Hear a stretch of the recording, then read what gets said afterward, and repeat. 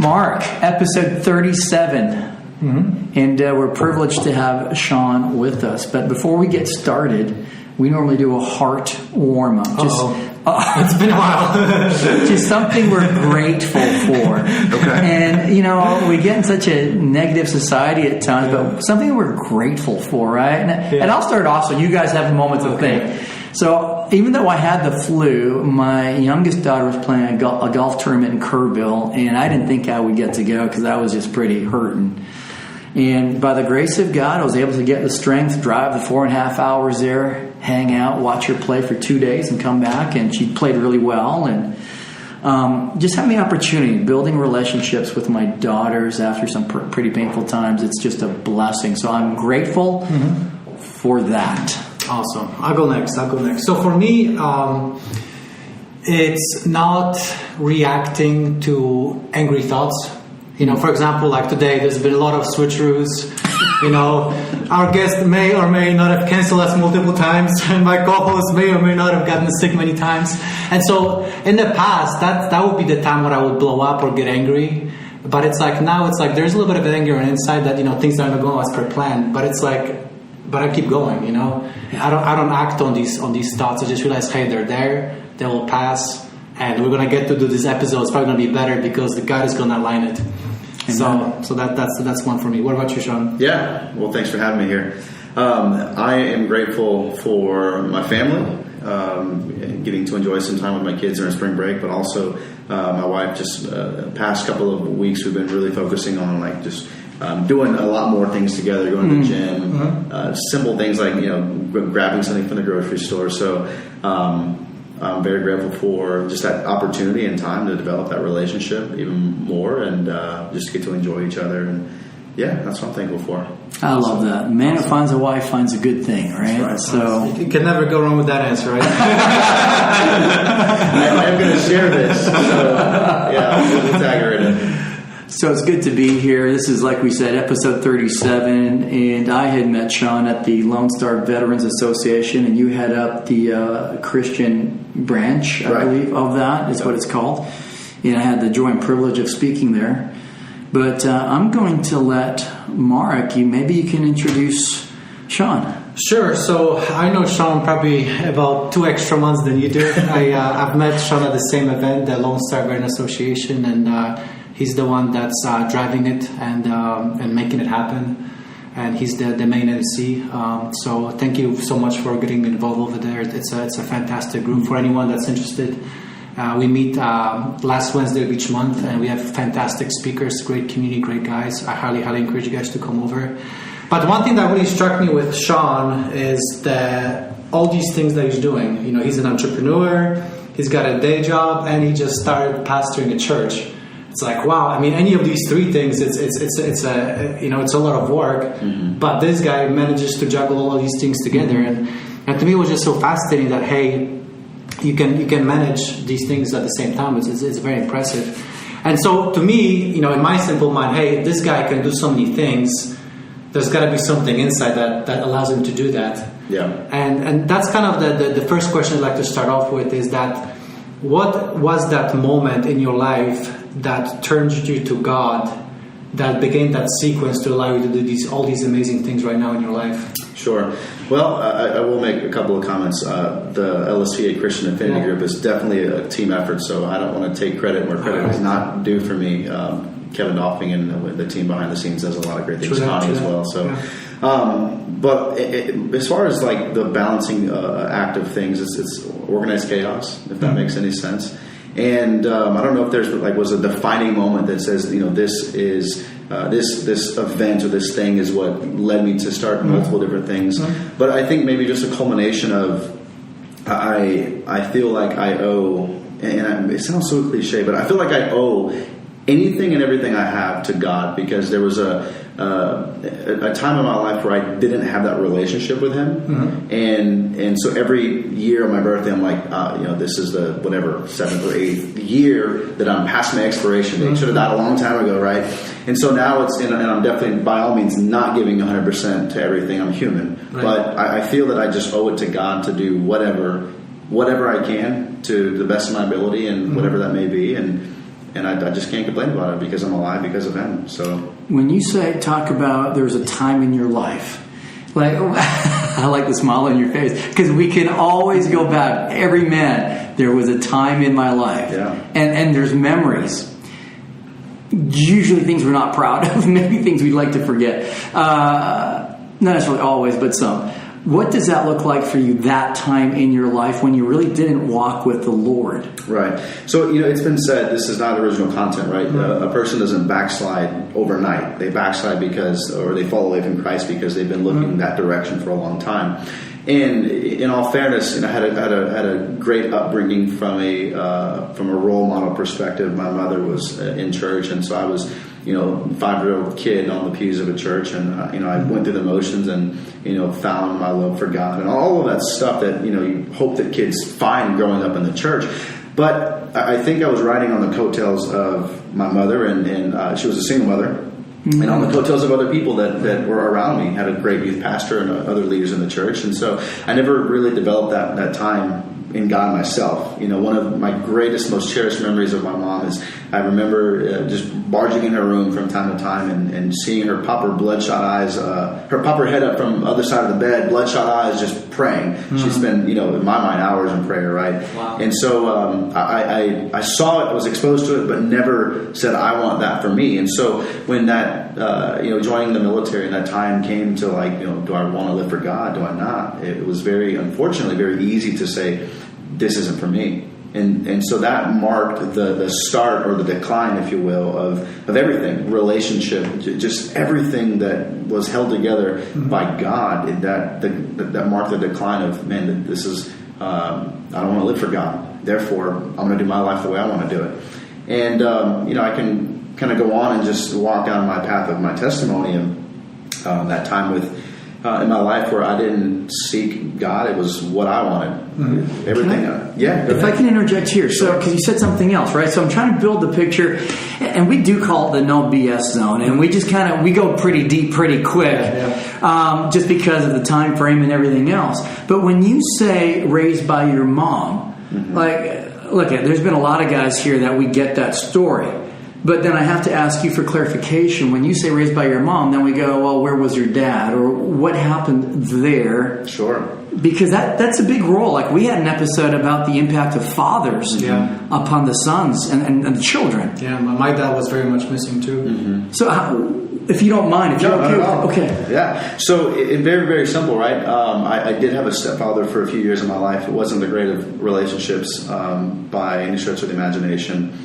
And I never knew my real father. Knew of him. I don't think he really knew I existed. And so kind of full circle, fast forward, when I was about 22 years old, I actually reached out to him and said, hey, this is who I am. I'm in the military, not calling for money. I have children. I don't need anything from you. Just wanted to let you know I exist. And, I guess it wasn't a very good time in his life, for that. So I just kind of put the ball in his court and said, hey, I'm here. And if you like a relationship with your grandchildren, then here they are. But if not, then, no big deal. So, I just a lot of things lacking from a father perspective that I didn't have. Yeah. That honestly, through a lot of heartache, I had to navigate and find who I wanted to be as a father. Mm-hmm. And what that even looked like. Right. And still trying to make it happen to this day. Right. But I do remember a time in my life where I had kind of like an aha moment of forgiveness, where I said, you know what? I am not going to be a victim of my circumstance. I'm going to forgive, even if maybe forgiveness shouldn't be warranted by the world's definition. Sure. And I made up my mind that I'm going to take the good out of the bad. Mm-hmm. I know, again, cliche, right? Yeah. But take the good out of the bad. Take whatever good that I can find, put away the bad, learn from it, define who I don't want to be, so that hopefully on the outside of that I can be who I do want to be. And that came later on in life. So during that time now, okay. So you're raised by your mom. Mm-hmm. Your mom is a faith-based lady. She's praying for you. You don't really have dad at home. You don't know who dad is, and the stepdad is wrestling with who he is, and that's a broken piece too. So then you go off to the military. So now what's going on in your life during that time? Yeah, I was that rotten kid that just wouldn't listen to anybody. Right? I mean, in all honesty, right? Upside down in the pews. Standing private. Right. Maybe the same story that a lot of people can relate to. But I was a kid that you couldn't tell anything. I was a kid that, it was my way or I'm not listening to you kind of thing, right? And a lot of heartache and a lot of difficult lessons learned. But I was a kid that also was told, hey, you're not going to not say anything, right? You're not going to be a value in this life. And there was a lot of negativity in terms of people that said I would never make anything of myself because of who I was. Was that in the family circle or in church or like just in culturally speaking? Like definitely not in the family. Very supportive, very supportive, small family, right? But very supportive extended family. I have an aunt that has always been very tough on me and that has loved on me. Grandparents that have just always been, that was their world. I was the firstborn, so very, very supportive family.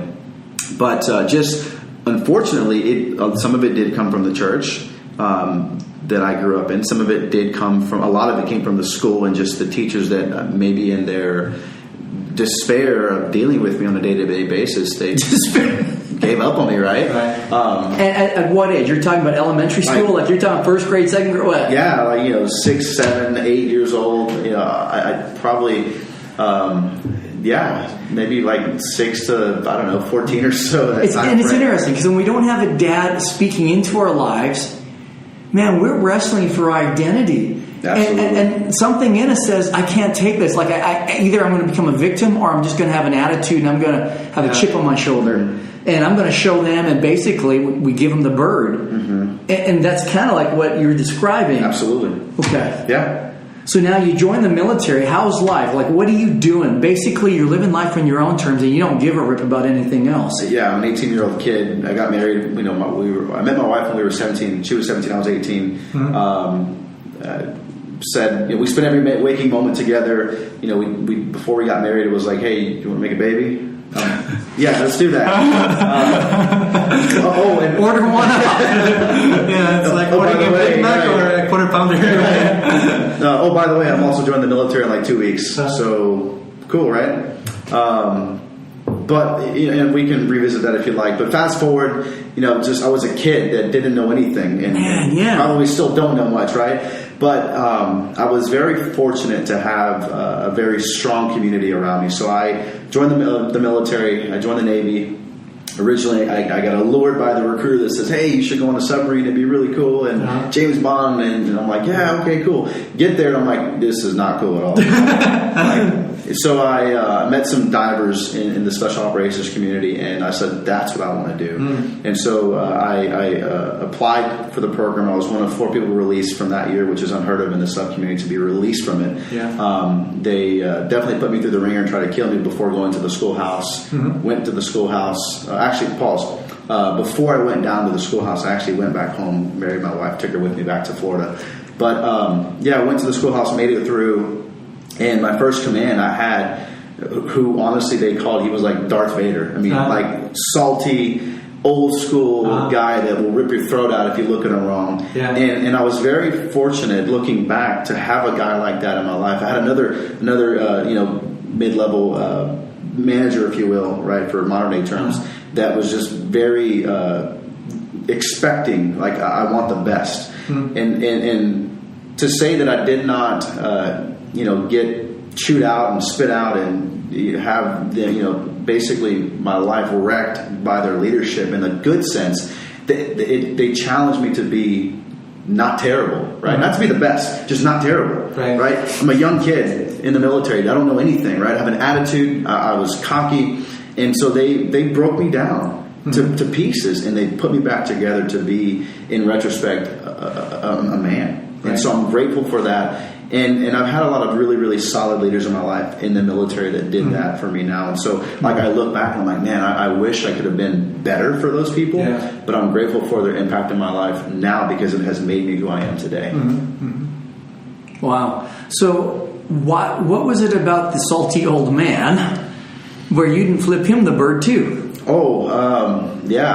wanted to live, So it was just sheer survival. This life or death. Yeah, I mean, this I guess era of the military, I guess, is maybe changed. And of course, everybody says that, right? When I was in, but honestly, it was, listen, if you want to be part of this, then you're going to do it our way. If you want to go out and do things and be a successful member of the team, then it's got to be done this way, bottom line. And if you don't, then there's the door. And so I said, well, I don't want to leave, so let me figure this out. Okay, so you have great communication skills because you told your wife 2 weeks in advance before you left that you, by the way, I'm leaving. If you have a problem with that, okay. So this is what happens. And then you did come back. You married her. You take her to Florida. Sure. So now, look, I'll be honest with you. No dad, raised by your mom. You got this attitude. I'm just going to presume that marriage was not easy. But yet, tell us about this marriage, because I've been around just a little while, right? Sure. A little longer than Mark. But I know that marriage had to be a struggle at some point. Yeah. So revisit. So I before I went to the schoolhouse in Panama City, I came home. I made it. And I drove from Connecticut to Texas in like 2 days. I was determined to see the birth of my son. And so, of course, my wife's whole family was like, "Okay, great, you're getting married, right? You're having a kid, you get married." I didn't want marriage to be based on, "Oh, you're having a child, get married." Yeah. And so I actually said, "No, I'm not marrying her. Not because you think I should, because of the circumstance." And so it was. I think it was like 2 days or 3 days before I left to Florida that I proposed, and it was actually a surprise because I didn't want to marry her. And so we got married, and it was in my pastor's office. It wasn't a big ceremony. It was my mom and her parents, and that was probably it, right? Got married, took off to Florida. We lived in a hotel on base for probably the first 3 or 4 months of our marriage, moving from room to room every 3 to 4 days. Oh, Lord, no. And so the chaos and the adventure, if you will, I think it was in the newness of course, just being married. It was enough to get through that time. And, good distractions. Yeah, and not have any problems, right? And not that our marriage was founded on problems, but just, hey, I'm a person, you're a person, the two become one. We're two individuals that are trying to make things happen together, right? So, but when we moved to Washington, again, great start to our relationship, but it was like, okay, well, I don't have a foundation in God, right, and I don't have a foundation of what a good man should be, so I absolutely made a lot of mistakes, and it was a lot of learning together and a lot of growing pains, and again, I had a lot of really good role models in my life that I kind of gleaned from just to be a good person. But again, that only goes surface deep, right? You can only have that, fake, not fake, but just a faux foundation, if you will, for so long before when the trials start coming and just life starts to hit you, it really challenges that foundation. And that's exactly what happened, right? We made that decision together to leave the church. And that was, the decline of just our relationship. And so you make a decision to leave the church, based on what? So I won my wife to the Lord, right? And I've always, early on, I tried to be a quote unquote good Christian, right? Whatever that may mean. But I didn't have that foundation. And so my wife and I we're trying to go to church. We're trying to do the right thing. We're trying to tithe, and that's if it's convenient. We're making it to the events if it sounds like it's something fun to do. Just that watered down relationship. And I remember, being part of the military as a whole, but especially this community, drinking and partying was a big thing, right? Yeah. And so I never really partook in that. But there was this defining moment where we had already been collectively looking at the door of the church, saying, "This really isn't for us," right? Mm-hmm. We stopped hanging out with people. We stopped going to church, and we tithed less or none at all, right? Mm-hmm. And so I just remember that we were at a get together, and it was like, "Well, I want to have a drink. You want to have a drink? Let's have a drink." And that moment is where we said, "Okay, well, we're done with God. We're done with church." All right. So wow. So that's a big, powerful statement to end on, because I know we're going to do a second one here. You talked a little bit about control issues and how that kind of was how you directed your life, or you wanted to control your life. It came from that sense of control.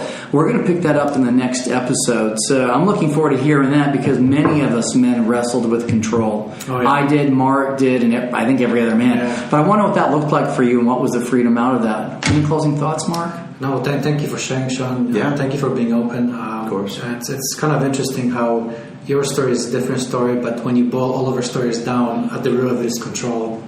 So and really insecurity that leads Absolutely. to the fear that leads to control. Yeah. Yeah. Because our identity wasn't shaped, right? Like, who am I? So I must control my own destiny, because if not, I'll get hurt. Well, the Bible says, "They that build a house, unless the Lord build a house, they that build it labor in vain." Right, and it's exactly what it is. It's a manifestation of vain construction of an identity and a foundation. Right, God's not part of it. Awesome. Well, I'm looking forward to the next episode. Stay tuned, guys, and talk to you soon.